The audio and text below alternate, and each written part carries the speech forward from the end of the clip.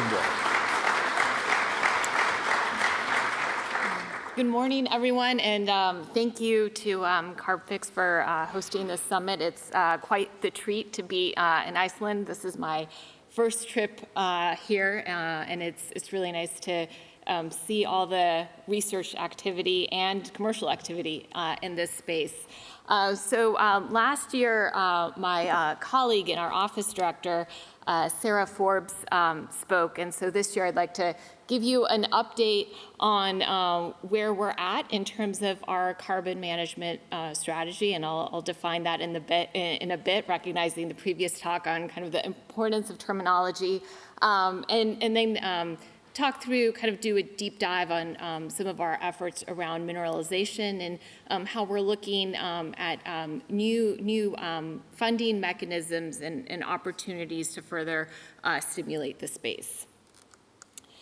So first, to begin with our carbon management efforts as a whole, I'm part of the Office of Fossil Energy and Carbon Management, where we have two areas of focus. This includes carbon management, which I'll be presenting today, as well as resource sustainability.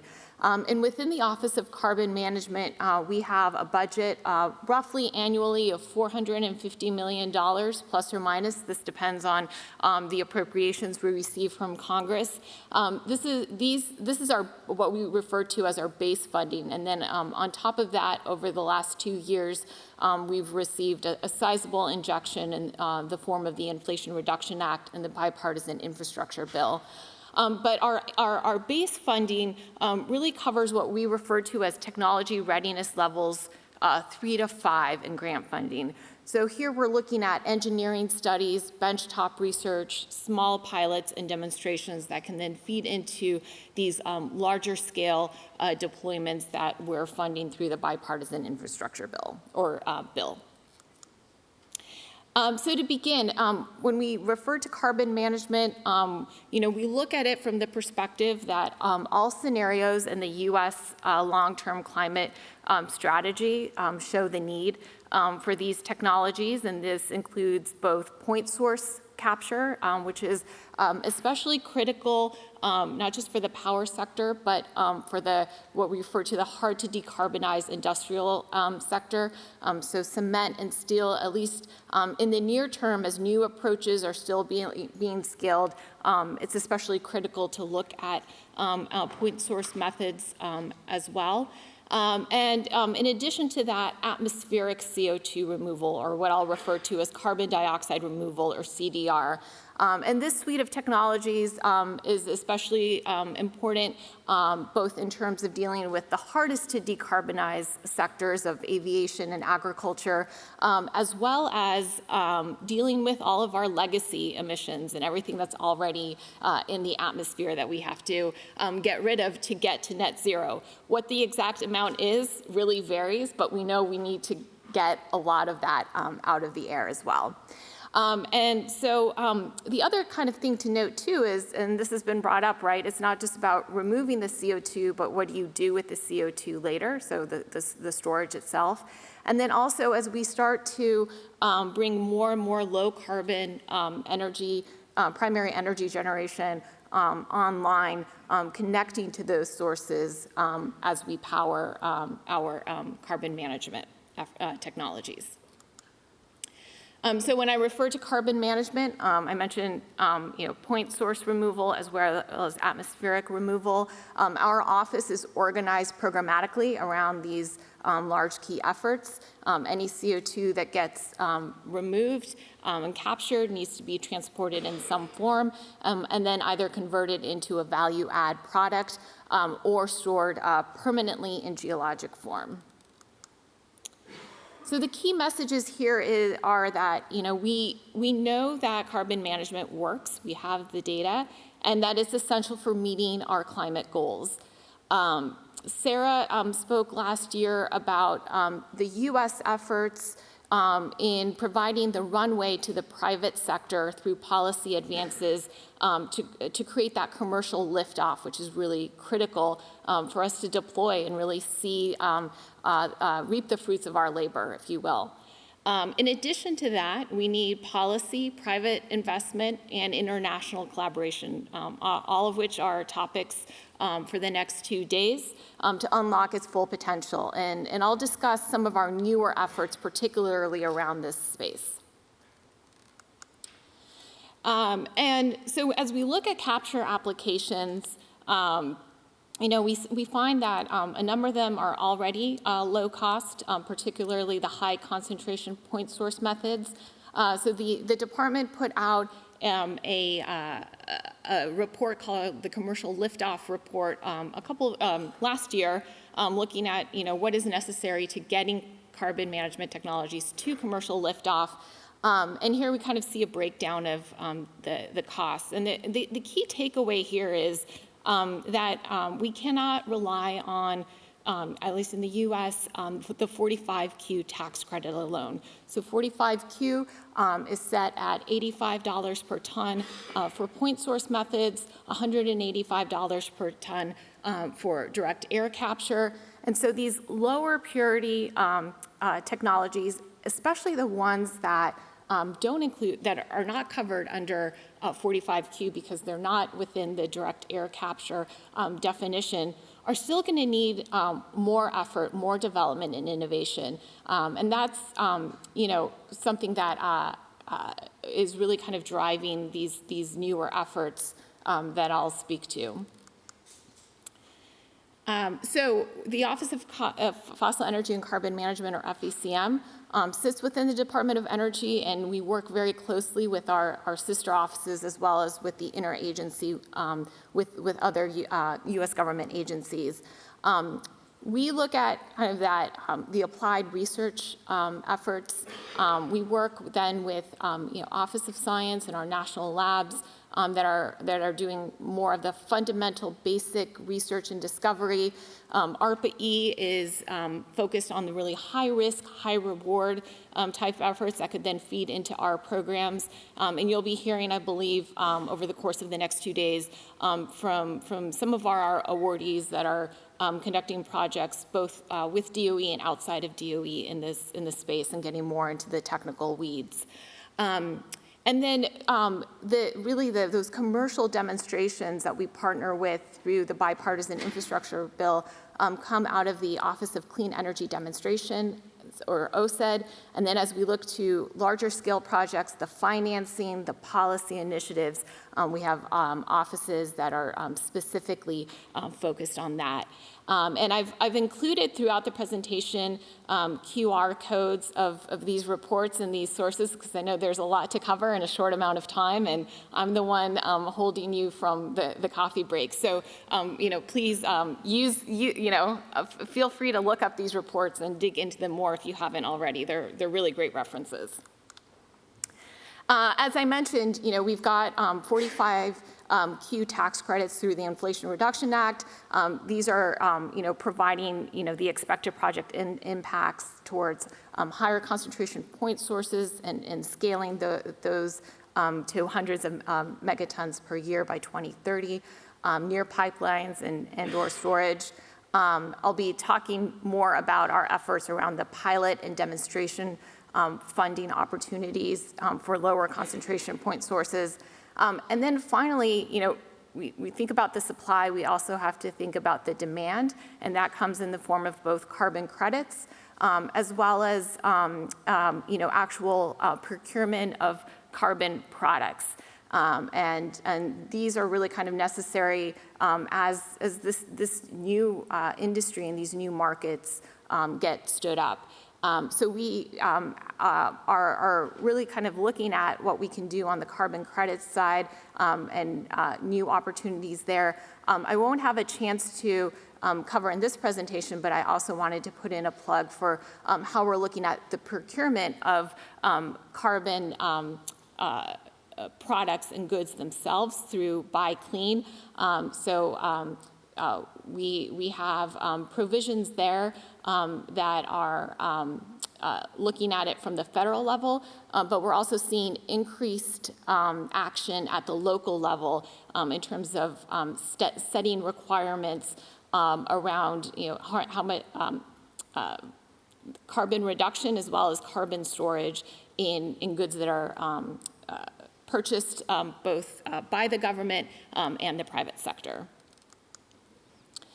So the bipartisan infrastructure bill, or bill, was a very exciting piece of legislation. It was signed 2 years ago, and there's a whole battery of initiatives spanning the carbon management space with provisions throughout, very large dollar amounts. But looking at this 2 years in, I thought it would be an opportunity to talk about what we've learned from these efforts.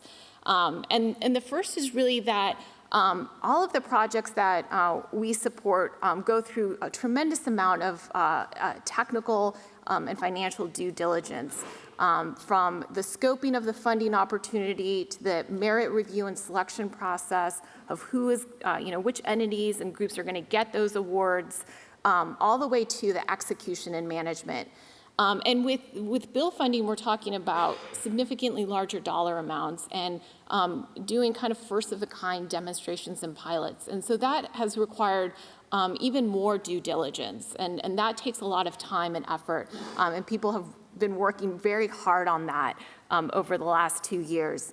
The other piece is the public-private partnership element to all of these efforts. So most of these projects are 50% government funding, 50% from the private sector. And that results in a very complex negotiation process when you're getting to the point of negotiating the terms and conditions and dotting all the I's and crossing all the T's and getting everyone on board. And so all of these things take time, and we're now at the point where it's really exciting to see that a number of these selections have been made, and the selections are now moving into contract, and so the execution of the actual projects is commencing soon. So we'll be able to kind of see more of what the outputs are. The other element, and this came up from the prior talk too, is the importance, especially with these large-scale demonstration projects, of community buy-in from the start. It can be very challenging. It can take a lot of work. There are a lot of nuances, and so that's something that each of these projects, you just look at the big dollar amount and a singular title of a program, but there's like a lot of nuances that have to go in to get these projects off the ground and ensure community support. And so, each of these programs and initiatives are building off of a foundation of work. And I wanted to particularly highlight the storage piece of this because our CO2 storage has included and continues to include basalt formations. And so the Carbon Safe program was actually started prior to the bill, was launched in 2016, and this built off of over a decade's worth of research and regional partnerships to validate CO2 storage, to complete injection test projects, to really kind of understand what was happening below the surface. And now through bill, we've been able to expand on that and put more of these projects online, and it's exciting to see really to be able to enable commercial deployment. Every week more and more of these projects are going from that selection phase to under contract, and we see now in 2024 102 total projects are going to be are seeking Class 6 permitting, which is really exciting to see. So this is kind of really hoping to lead to more scale up. I wanted to also put in a plug for some of the resources that we have online to be able to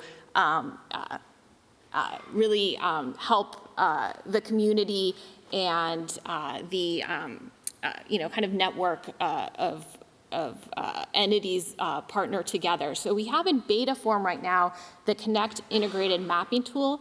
So this gives you a snapshot, and it's a very busy slide, but you can really kind of zoom in and hone in on projects that we are funding, not just in FECM, but in other parts of DOE and the government, and the types of projects from research and development to feasibility studies, front-end engineering studies or feed studies, all the way out. We have our carbon safe projects here, and so you can really get a feel for what's happening where regionally.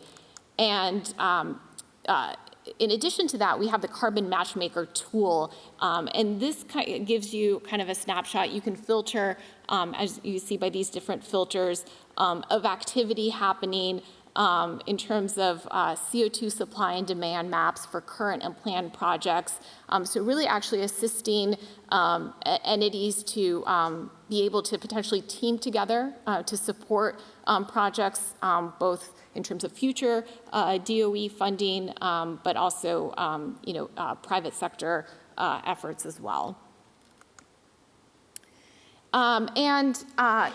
Finally, as we look to kind of the activity through Bill, I wanted to also give an update on the direct air capture hubs. So these selections were announced last August and were mentioned at the CarbFix Summit.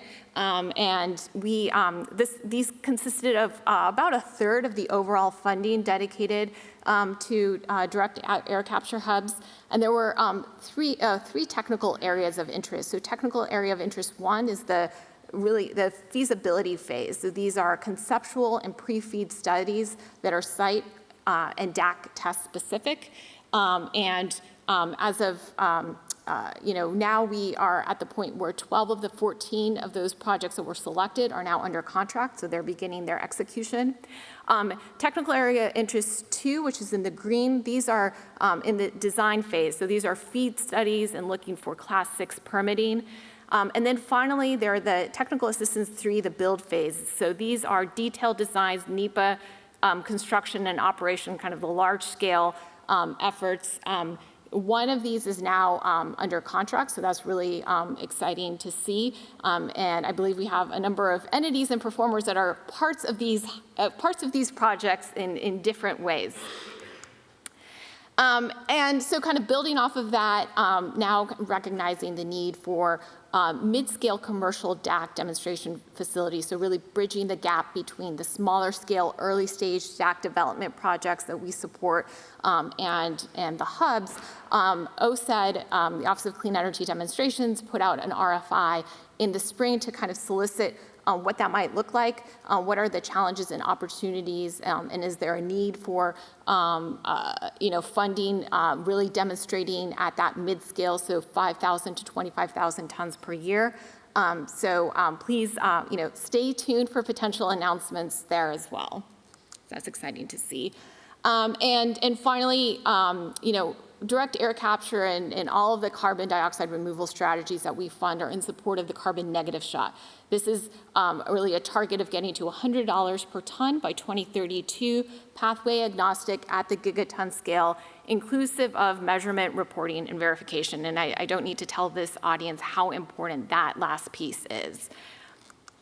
So the roaster removal report was mentioned earlier, which was exciting to see. And again, this is one, if you haven't dig into it, it is a very comprehensive read. It's really exciting, a 3-year effort of doing a bottom-up analysis at the regional and county level for local decision makers to understand soup to nuts. So from feedstock sourcing, the CDR pathway all the way out to storage, what the opportunities are specific to that region in terms of the technical potential and the economic feasibility, and it gives really kind of a breakdown there. There were an initial set of technologies that were evaluated based on where there was enough of, data available. So this did include some forms of mineralization. The superficial enhanced rock weathering approaches were not included, but as these technologies mature as well, it'll be an opportunity to look at those too. And so now I'll dig into a little more on our mineralization activities and then talk about our new initiatives, and if there's time, our international collaborations. In terms of mineralization itself, we are interested in it obviously from in situ, ex situ, superficial, as well as conversion to value-added products.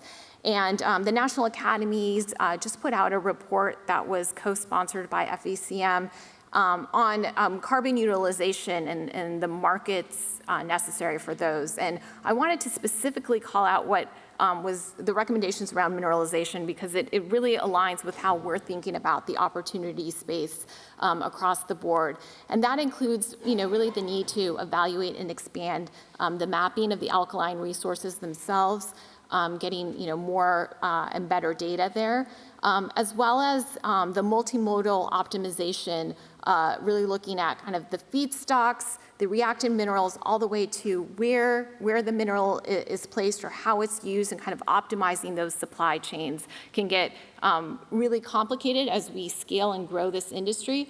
And so that's something that, we hope to be able to understand and support better as well. And then finally, obviously, always the need for more research and development.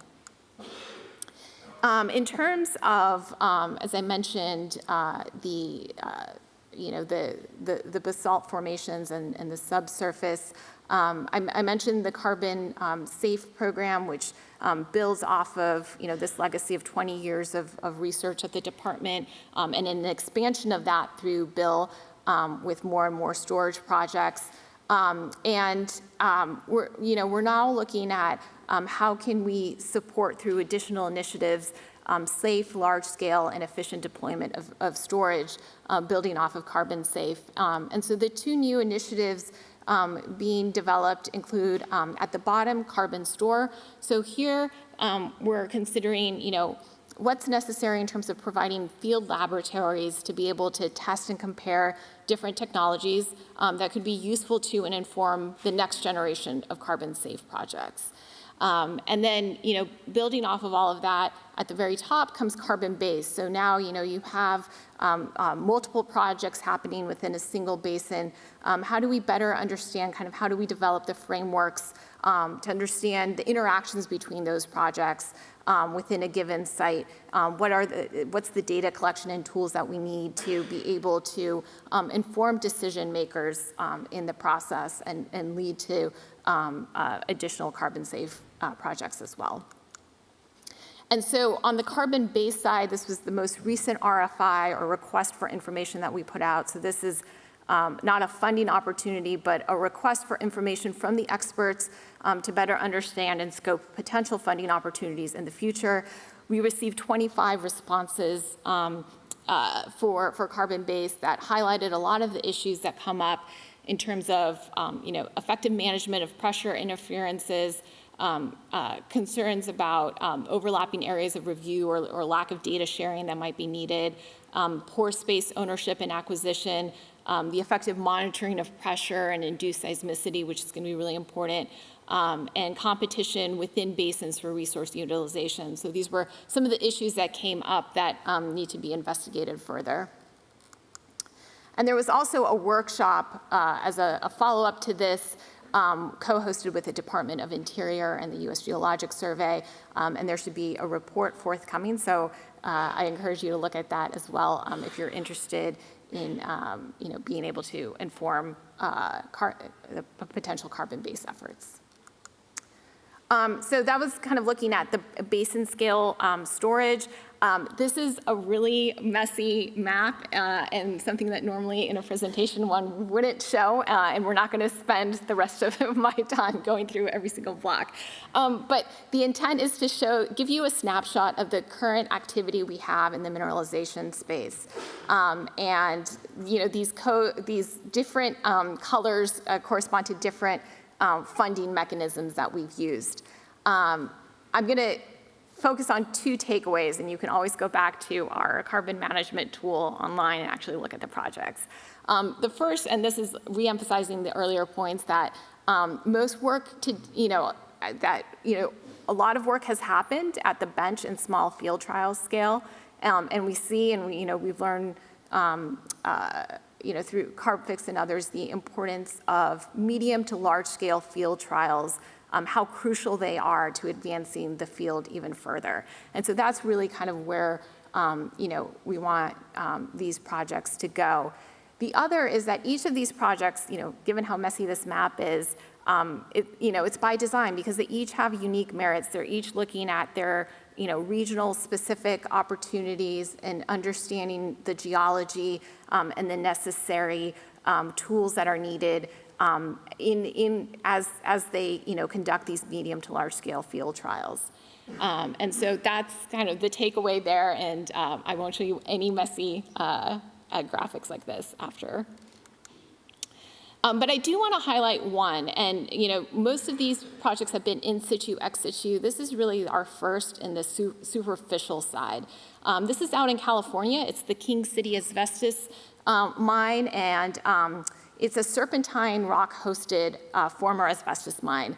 And this is really exciting. It's a first-of-a-kind opportunity where California has these ultramafic rocks that are mostly serpentine, and they cover an amazing amount of the state's land. So we want to kind of better understand what the opportunity is with the potential to increase the mineralization rates, given some of the unique and notable features of these rocks. So the team led out of Lawrence Livermore just finished their site characterization, their baseline measurements, and their initial design, and they're now starting field testing. So it'll be like a really kind of a first of a kind to understand the potential for serpentine rocks. So going with last few minutes talking about our newer efforts around the carbon negative shot, I wanted to actually give a plug for the carbon negative shot pilots funding opportunity. So we had, I believe, a notice of intent that came out roughly around a year ago. The funding opportunity itself came out in the winter. We are going through the selection process right now.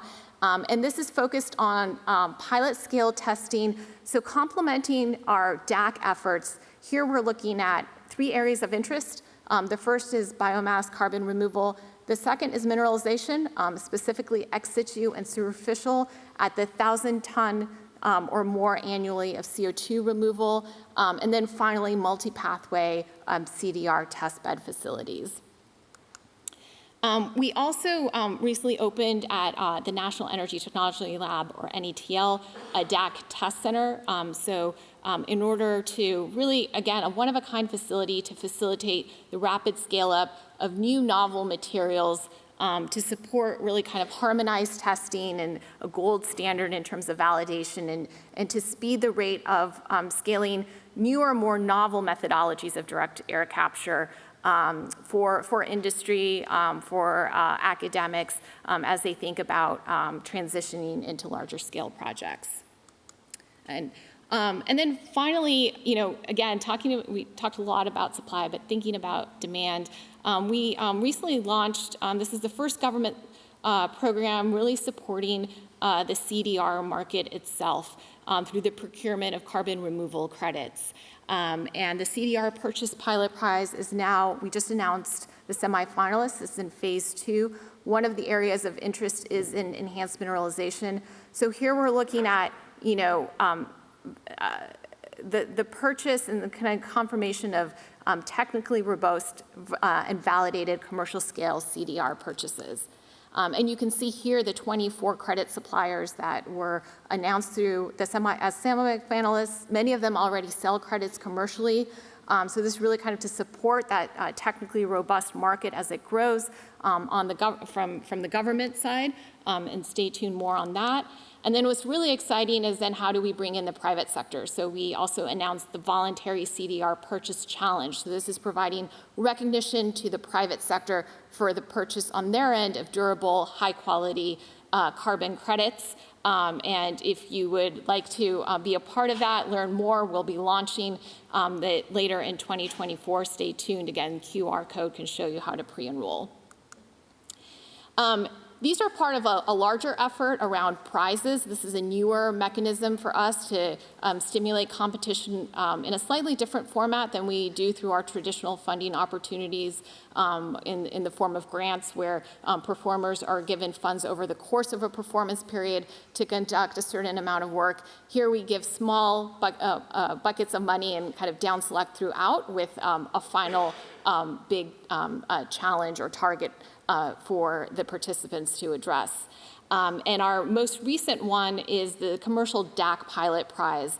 And there's a mineralization component to this, given the critical piece of what do you do with the captured CO2 to really be able to commercialize DAC.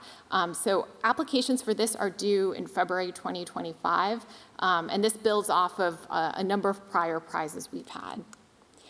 So again, the phase 1 winners will each receive $500,000 to kind of build out their concept, and then the down selects go from engineering to permitting to actually construction and operation of these projects. And finally, we have the Responsible Carbon Management Initiative in the spirit of understanding the need to engage with the community and really be responsible about how we demonstrate, deploy, and commercialize these technologies. We had a notice of intent last year on this with a request for information, received a number of comments, and we were excited to announce the final principles and resources around these high-level recommendations for the initiative in last month in terms of implementation and practice. And I think, out of time, but I did want to just give a shout out to our international collaboration through Mission Innovation. We have a number of countries represented here that are both members and observers, including Iceland.